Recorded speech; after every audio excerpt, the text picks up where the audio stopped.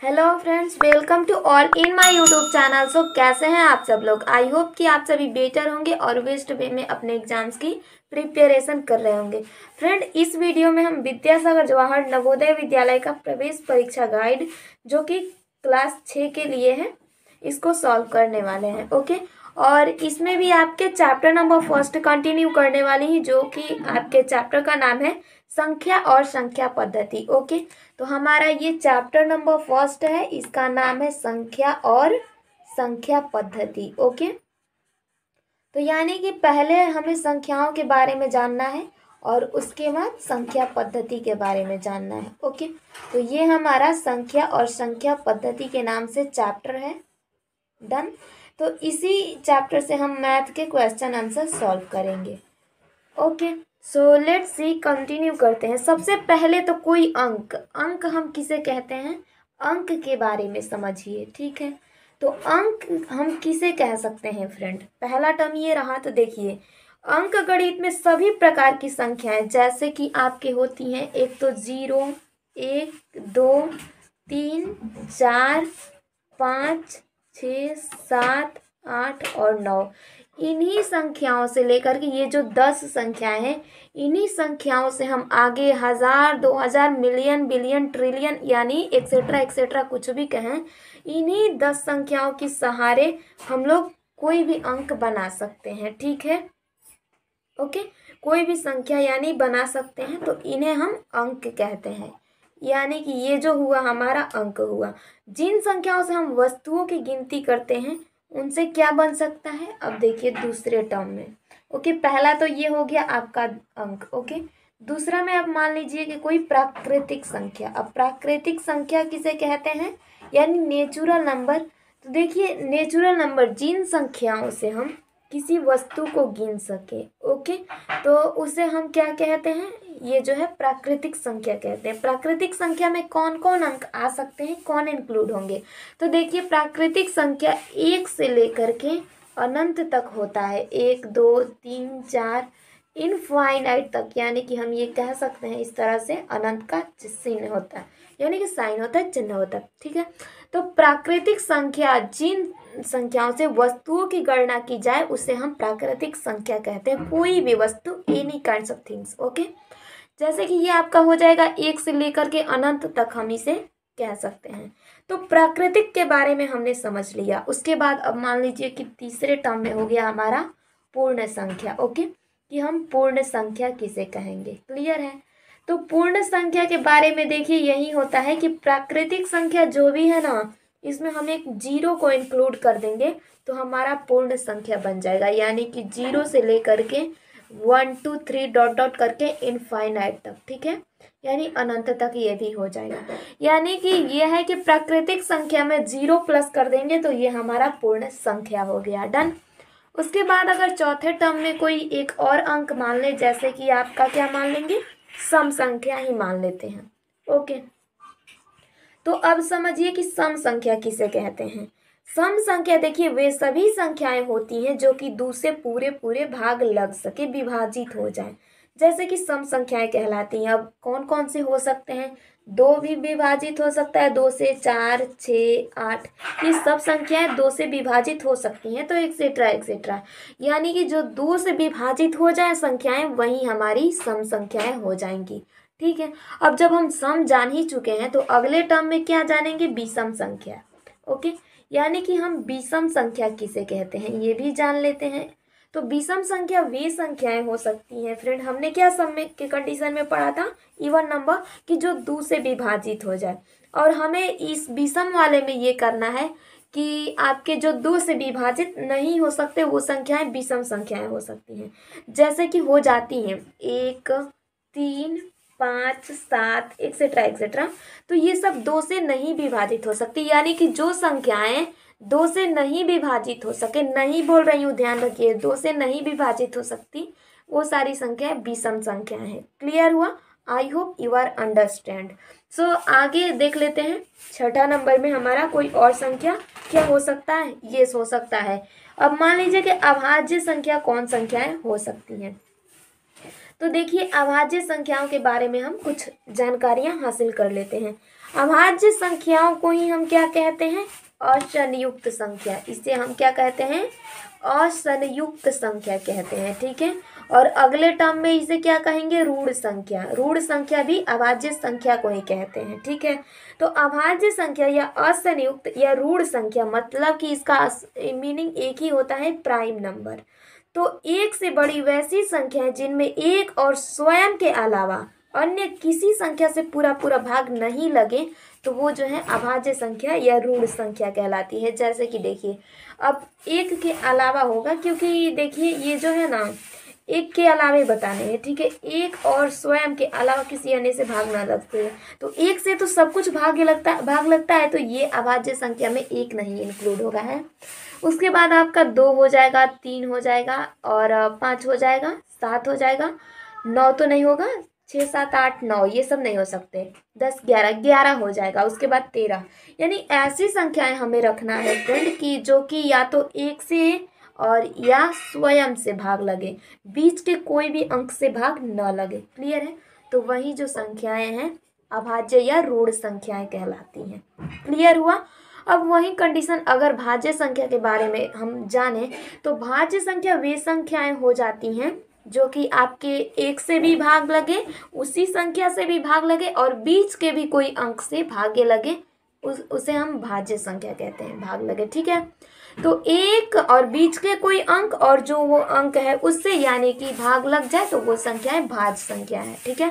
तो यहाँ तक हमने बहुत अच्छे से समझ लिया अंक के बारे में, प्राकृतिक संख्या, पूर्ण संख्या, सम, विषम, अभाज्य और भाज्य।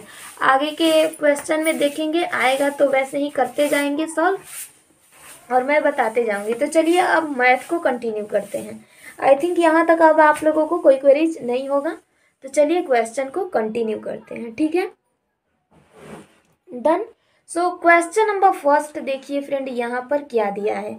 फर्स्ट नंबर क्वेश्चन हमारा कुछ इस तरह से है कि यहाँ पर जो अंक दिया है ना, जैसा कि आप लोग ये स्क्रीन पर देख ही रहे हो, 1 0 3 7 तथा 6 से बनी सबसे बड़ी संख्या। तो किससे बताना है यहाँ पर संख्या, 1 0 3 7 और तथा 6 से बनी सबसे बड़ी संख्या, इससे बनी सबसे बड़ी। ओके, सबसे बड़ी हमें संख्या बतानी है, किससे बनी सबसे बड़ी संख्या क्या होगी। तो देखिए बड़ी संख्या बनाने के लिए एक ही काम किया जाता है कि सबसे बड़ा वाला अंक पहले रखेंगे। तो देखिए ये क्या है, 7 पहले है। ओके, तो यहाँ पर 7 हो जाएगा। उसके बाद बड़ी संख्या इससे यानी थोड़ा सा छोटा होना चाहिए, तो 6 है। उसके बाद 3 लिख लेंगे और देन 1 है, तो 1 और उसके बाद 0। ठीक है, तो ये हमारा बन गया क्या, इतने अंकों से बनी सबसे बड़ी संख्या हो गया। क्लियर है, तो ये हमारा राइट आंसर हो जाएगा। आई थिंक यहाँ तक आप लोगों को क्लियर होगा। तो चलिए आगे क्वेश्चन नंबर 2 को देख लेते हैं। डन। ओके, दूसरे नंबर क्वेश्चन में क्या दिया है फ्रेंड, दूसरे नंबर क्वेश्चन को देख लेते हैं। So let's see, question number 2 दिया है संख्या 7 6 0 9। इसमें हमें क्या बताना है, इस 6 का स्थानीय मान, 6 का स्थानीय मान बताना है। ओके फ्रेंड, तो यहाँ पर इसका स्थानीय मान कैसे ज्ञात करेंगे, बिल्कुल आसानी से। 6 कहाँ दिख रहा है आपको, यहाँ पर, तो 6 के लिए 6 लिख देंगे और इसके बाद जितने भी अंक हैं उसके लिए सिर्फ 0 बैठा देते हैं। तो 6 के बाद इधर 2 अंक है यानी कि 2 0 बैठ जाएगा। तो यहाँ पर आपका ये जो 6 का स्थानीय मान हुआ 600 हुआ। क्लियर फ्रेंड, तो ये आपका राइट आंसर हो गया। आई थिंक 2 नंबर भी क्लियर हो गया होगा। चलिए आगे के क्वेश्चन को देख लेते हैं। डन। तीसरा नंबर हमारा क्वेश्चन है संख्या 15 0 30। ओके, इसमें हमें 5 और 3 के स्थानीय मान का अंतर बताना है। तो पहले हम क्या करेंगे कि 5 का स्थानीय मान ज्ञात करते हैं। इस 5 का क्या, स्थानीय मान।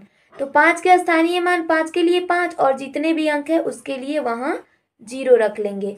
तो 5 का स्थानीय मान हुआ 5000। ओके, और 3 का स्थानीय मान क्या होगा, 3 के लिए 3 रखेंगे, उसके बाद जो भी अंक रहता है 0। तो 3 का स्थानीय मान 30 हुआ। अब क्या बताना है, इसका हमें अंतर बताना है। ठीक है, तो अंतर मतलब कि डिफरेंस यानी घटाव। तो घटाव इस तरह से ज्ञात करेंगे, 5000 में से इस 30 को घटा देंगे, ठीक है। अब यहाँ पर 0 में से 0 घटाएंगे 0, और 0 में से 7 नहीं होगा तो इस घटेगा, तो इस 5 से हासिल लेंगे, तो ये हो गया आपका अब 10। 10 में ले 7 घटे 3 घटेगा, 7 बचेगा। यहाँ पर तो अब 9 बचा और ये वाला 4 बच गया, यानी 4970 हमारा राइट आंसर हो जाएगा। ओके, क्वेश्चन नंबर 3 का। आगे के क्वेश्चन को देख लेते हैं, क्वेश्चन नंबर 4। ओके, सो 4 नंबर क्वेश्चन हमारा है फ्रेंड 12,000।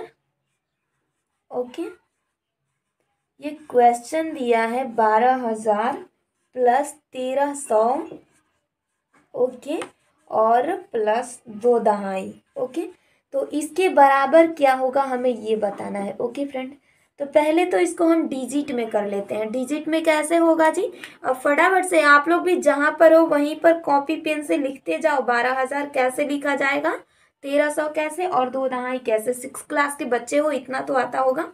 चलिए, तो 12,000 के लिए क्या लिखेंगे, ये आपका 12,000 अब कैसे होगा जी, तो इकाई दहाई सैकड़ा, 1000 2000, यानी कि ये हो गया आपका 12,000 प्लस, ओके, 1300, तो ये कैसे होगा, इकाई दहाई सैकड़ा और ये, यानी कि 1300 हो गया, और प्लस 2 दहाई। दहाई का मतलब क्या है कि दूसरे अंक पर 2 आना चाहिए, तो यानी 2 दहाई मतलब कि 20।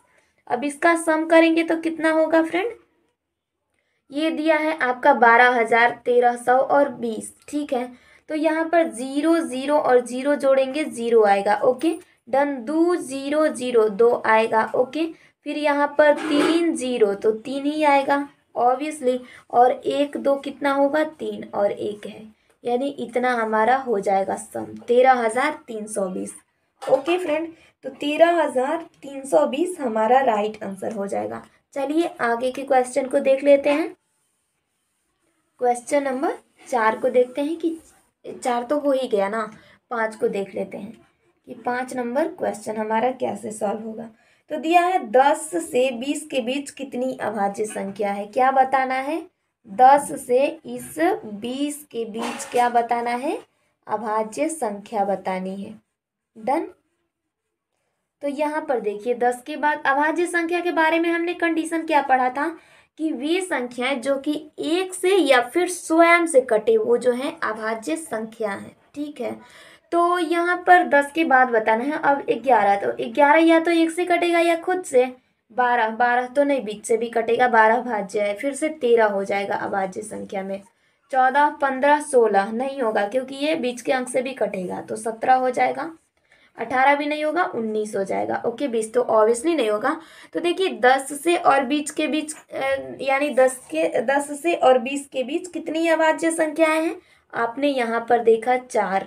ओके, तो ये हमारा 4 आंसर हो जाएगा, यानी कि 10 से 20 के बीच 4 अभाज्य संख्याएं। क्लियर है। तो 5 नंबर क्वेश्चन सॉल्व हो गया। आगे के देखते हैं 6 नंबर को, ठीक है। अब इस 6 नंबर क्वेश्चन में देखिए कि क्या दिया है फ्रेंड। तो 6 नंबर क्वेश्चन हमारा है 11 से 20 के बीच, 11 से 20 के बीच कितनी ऋण संख्याएं हैं। तो हमें 11 से लेकर के और 20 के बीच क्या बतानी है, ऋण संख्या। मैं पहले ही बता चुकी हूँ कि हम इसे अभाज्य या फिर ऋण या फिर असंयुक्त तीनों ही नाम से बोल सकते हैं, लेकिन हाँ यहाँ पर आप लोगों को सिर्फ गुमराह करने के लिए ऋण संख्या लिखा है, ठीक है। तो डोंट वरी, यहाँ पर देख लेते हैं। अब 11 के बाद देखिए, तो 11 को तो इंक्लूड नहीं करेंगे क्योंकि ऑब्वियसली 11 तो दे ही दिया है। 12 नहीं ले लेंगे क्योंकि 12 तो कटेगा, अभाज्य संख्या भाज्य है 12, 13 हो जाएगा, 13 हो जाएगा। फिर 14 15 16 नहीं, 17 हो जाएगा। देन आपका 19, यानी कि अब यहाँ पर क्या बताना था, 11 से 20 के बीच कितनी ऋण संख्याएं हैं, तो 3। ओके, 3 यहाँ पर आंसर हो जाएगा। क्लियर। आगे के क्वेश्चन को देख लेते हैं, क्वेश्चन नंबर 7। ओके फ्रेंड, तो आई थिंक आप लोग अपना आंसर भी करते रहिएगा, ठीक है ना, यहाँ तो हम सॉल्व करते ही हैं। ओके, तो 7 नंबर क्वेश्चन देखिए, दिया है अंकों 3 4 0 7 से बनने वाली सबसे बड़ी और सबसे छोटी संख्या का योग यानी सम क्या होगा। तो सबसे पहले सबसे बड़ी संख्या ज्ञात कर लेते हैं। ओके, सबसे बड़ी संख्या, इससे बनने वाली सबसे बड़ी संख्या और सबसे छोटी संख्या कौन कौन सी हो जाएंगी। ठीक है, सबसे बड़ी संख्या और फिर सबसे छोटी संख्या भी ज्ञात कर लेंगे। ठीक है, डन फ्रेंड। तो देखिए सबसे बड़ी संख्या कौन कौन सी हो जाएंगी, अगर देखें तो सबसे बड़ी संख्या में होगा आपका पहले 7 होगा, फिर 4 होगा, फिर 3 होगा, फिर 0 होगा, है ना। और सबसे छोटी संख्या में कौन कौन सी संख्याएं हो जाएंगी, तो पहले तो यहाँ 3 ले लेंगे, फिर क्या लेंगे जी, 0 लेंगे और 4 लेंगे और 7 लेंगे। तो ये सबसे छोटी संख्या और ऊपर वाला सबसे बड़ी संख्या बना। अब इसको ऐड कर लेते हैं, इसका योग बोला है तो इसे जोड़ लेंगे। आई थिंक विजिबल हो रहा होगा। 7, 4 3 7 और ये 4, 7 3 10, यानी कि 10,477 आपका सही आंसर हो जाएगा। ओके फ्रेंड, तो चलिए 7 नंबर क्वेश्चन तो सॉल्व हुआ। 8 नंबर को देख लेते हैं। ठीक है, 8 नंबर क्वेश्चन को देखते हैं कि 8 नंबर क्वेश्चन हमारा किस तरह का है। चलिए, तो आगे 8 नंबर क्वेश्चन है, 10 से 20 के बीच कितनी यानी कि अभाज्य संख्या का योग क्या होगा। तो हमें 10 से लेकर के और 20 के बीच जो भी अभाज्य संख्या होंगी उस अभाज्य संख्या का क्या करना है, सम करना है। ओके, अभाज्य संख्या का योग करना है, ध्यान रहे अभाज्य संख्या का योग, मैंने नहीं बोला घटाओ, योग। ओके, तो इसका योग करना है। देखिए तो 10 से 20 के बीच कितनी अभाज्य संख्याएं होती हैं जी, एक 11 हो जाएगा, 13 हो जाएगा, 17 हो जाएगा और 19 हो जाएगा। ऑब्वियसली इसका याद भी है हमें, तो इसको योग करेंगे, कितना होगा जी, फटाफट से बोलिए बच्चों। तो ये कितना हो जाएगा, 19। ऐड कर लेते हैं, ये 9 7 3 10, 9 1 10, यानी 20 का 0 हाथ में 2 और ये 4 2 6, यानी कि 60 इसका योग हो जाएगा। I think you are better understand. Okay, so friend अगर आप लोगों को कोई क्वेरीज या डाउट हो तो कमेंट बॉक्स में बताइएगा ज़रूर। ओके, और आपको वीडियो के डिस्क्रिप्शन में टेलीग्राम चैनल का लिंक मिल जाएगा, वहाँ से आप लोग टेलीग्राम ग्रुप में यानी कि चैनल में विजिट कर सकते हो, वहाँ से यानी कि चले जाना और अपना डाउट या क्वेरी कोई भी हो तो बताते जाना। क्लियर है, या फिर जहाँ भी यानी जब भी मैं क्लासेस यहाँ पर आप लोगों को पढ़ाती हूँ तो सबसे पहले टेलीग्राम ग्रुप में ही डालती हूँ चैनल पर, तो वहाँ से आप लोग पहले देख सकते हो। चलिए, तो लाइव क्लासेस के लिए भी आप लोगों के लिए बहुत ही फायदा होगा, टेलीग्राम ग्रुप में ज्वाइन कर लोगे तो। चलिए, तो 9 नंबर क्वेश्चन को देख लेते हैं, पहले इसे क्लियर तो कर लें। ओके, आई थिंक ये सब क्वेश्चंस बहुत ही अच्छे से आप लोगों को समझ में आ रहा होगा। तो चलिए 9 नंबर क्वेश्चन को देख लेते हैं। 9 नंबर क्वेश्चन दिया है, 4 अंकों की सबसे बड़ी और सबसे छोटी संख्या का योग क्या होगा। तो देखिए यहाँ पर 4 अंकों की सबसे बड़ी संख्या पहले ज्ञात कर लेते हैं। 4 अंकों की सबसे बड़ी संख्या, ओके, सबसे बड़ी संख्या, 4 अंकों की सबसे बड़ी संख्या क्या होता है, एक अंक की सबसे बड़ी संख्या फ्रेंड 9 होता है। 4 अंकों की सबसे बड़ी संख्या 4 9 9। ध्यान रखिएगा, जितना अंक की सबसे बड़ी संख्या आपको बोले उतने 9 9 डाल देना है। तो 4 अंकों की सबसे बड़ी संख्या 4 9 9 हो जाएंगे। Okay, done. आगे देखिए, अब हमें बताना है कि 4 अंकों की सबसे छोटी संख्या। ठीक, तो 4 अंकों की सबसे छोटी संख्या कैसे ज्ञात करेंगे, ये भी बिल्कुल ही आसान है। ओके, अभी बताती हूँ कि कैसे होगा। तो देखिए, एक अंक की सबसे छोटी संख्या 1 होता है, 2 अंकों की सबसे छोटी संख्या 100 होता है और 3 अंकों की सबसे छोटी संख्या यानी कि एक अंक की सबसे छोटी संख्या 1, 2 अंकों की 10 और 3 अंकों की सॉरी बाय मिस्टेक हो गया कि 2 अंकों की 100, 2 अंकों की सबसे छोटी संख्या 10 होता है। यानी कि कहने का मतलब ये है कि अगर आपको 10 अंक की सबसे छोटी संख्या पूछे तो 1 रख लेंगे और 9 0 रखेंगे। तो सेम वही 4 अंकों की सबसे छोटी संख्या 1 हो जाएगा और 3 0 हो जाएंगे। ठीक है, तो इस तरह से आपका 4 अंकों की सबसे छोटी संख्या हो गया। अब हमसे इसका योग बोला है ना, तो योग के लिए क्या करेंगे, इन सबको जोड़ लेंगे आराम से। तो ये हो जाएगा 9,999 और प्लस 1,000 बराबर क्या होगा, ऑब्वियसली ये 9 9 और 9 होगा, 9 1 10, यानी कि 10,999 राइट आंसर हो जाएगा। क्लियर है फ्रेंड? तो चलिए आगे के क्वेश्चन नंबर 10 को देख लेते हैं। ओके, आई थिंक यहाँ तक आप लोगों को क्लियर हुआ होगा। 10th नंबर क्वेश्चन को देख लेते हैं कि 10वें नंबर हमारे क्वेश्चन में क्या दिया गया है। ओके, सो 10 नंबर क्वेश्चन हमारा है फ्रेंड, 5 अंकों की सबसे बड़ी और सबसे छोटी संख्या का अंतर। डन। तो 5 अंकों की सबसे बड़ी संख्या देखिए, 5 अंकों की सबसे बड़ी संख्या। Okay, done. 5 अंकों की सबसे बड़ी संख्या क्या हो जाएगा? मैं ऑलरेडी बताई हूँ कि जो अंकों की सबसे बड़ी संख्या पूछे उतना 9 9 डाल देना है। तो 5 अंकों की सबसे बड़ी संख्या 5 9 9 इस तरह से डाल देंगे। और फिर यहाँ पर बोला गया है कि 5 अंकों की सबसे छोटी संख्या। ओके, 5 अंकों की सबसे छोटी संख्या का अंतर। Okay, done. सबसे छोटी संख्या का अंतर, ठीक है। तो इसके लिए ये हो जाएगा 1 0 0 0, कुछ इस तरह से हो जाएगा, है ना फ्रेंड? तो ये हमारा हो गया। अब यहाँ पर देखना है कि हमारा आंसर कितना आएगा, इसे माइनस करेंगे। ये देखिए, इक्याई दहाई सैकड़ा हजार 10,000, ये कितना है जी? 99,999। और ये कितना है? इकाई दहाई सैकड़ा हजार 10,000, यानी कि ये जो है आपका 10,000 है। डन। सो आगे देख लेते हैं कितना होगा। यहाँ पर अंतर इसका कर लेते हैं। अंतर अब कैसे ज्ञात करेंगे? तो यहाँ पर देखिए, अंतर इस तरह से ज्ञात कर सकते हैं। ये तो आपके 9 9 कर लेंगे। डन। और यहाँ पर ये इस तरह से अंक बैठा लेंगे। तो चलिए अब घटाते हैं। 9 में से 0 घटेगा 9, ये भी 9 9 9, और 9 में से 1 घटेगा 8। ओके, तो ये हो जाएगा 89,999। आई थिंक आप लोगों को क्वेश्चन नंबर 10 तक बहुत अच्छे से क्लियर हो गया होगा फ्रेंड। तो चलिए आगे के क्वेश्चन को अगले वीडियो में सॉल्व करेंगे। So bye bye, take care all of you.